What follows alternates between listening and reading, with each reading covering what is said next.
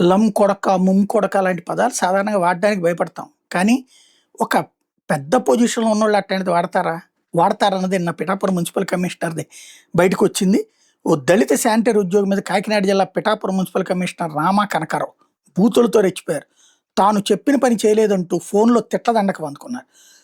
తాను చెప్పిన పని గంటలో చేయకపోతే తోలు ఒలిచేస్తానంటూ వార్నింగ్ ఇచ్చారు.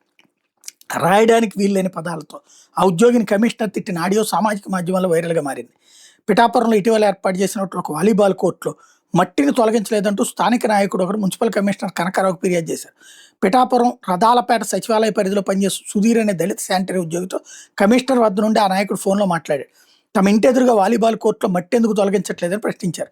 ఆ పని శానిటరీ ఇన్స్పెక్టర్ చూస్తున్నానని ఆయనకి చెప్పి చేస్తానని బాధిత ఉద్యోగి సుధీర్ చెప్తుంటే సార్ మాట్లాడతారంటూ ఆ నాయకుడు కమిషనర్కి ఫోన్ ఇచ్చాడు. ఫోన్ అందుకున్న కమిషనర్ ఏం చెప్పాలి శానిటరీ ఇన్స్పెక్టర్ నీకు వార్డులో నుంచి డబ్బులు తీసుకురమ్మని చెప్పాలా, లేదంటే డాష్ డాష్ వెళ్ళండిరా అని, అంటే ఎగేసుకుని వెళ్ళండిరా అని చెప్పాలా?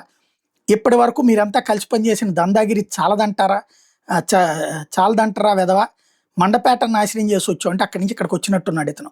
మళ్ళా ఈ దరిద్రాన్ని కూడా నాశనం చేస్తావా అంటే ఈ ఊరిని కూడా నాశనం చేస్తాను. లా డాష్ అంటే లఫూట్ నాయాలా అతను చెప్తే నేను మో డాష్ గు ఇది పదం మరీ దారుణం కొడుతుంది. నా నోరు కూడా నొప్పేస్తుంది కదా. మీ అమ్మ మీ ఊరు మీ అమ్మలాగే మా అమ్మ కూడా నన్ను అన్నది కదా.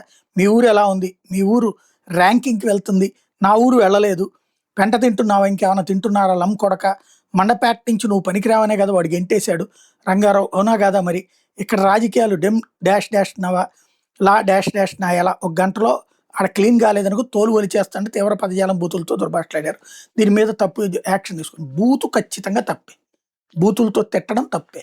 కానీ ఆ పని ఎందుకు జరగలేదు ఎన్నాళ్ళు, అది అసలు పాయింట్. ఇక్కడ మా ఉద్యోగుల్ని బూతులు తిట్టారని ఉద్యోగి ఫీల్ అవుతున్నాడు కానీ జనాలకి పని జరగలేదని ఫీల్ అవుతున్నారు, అది ఇక్కడ పాయింట్.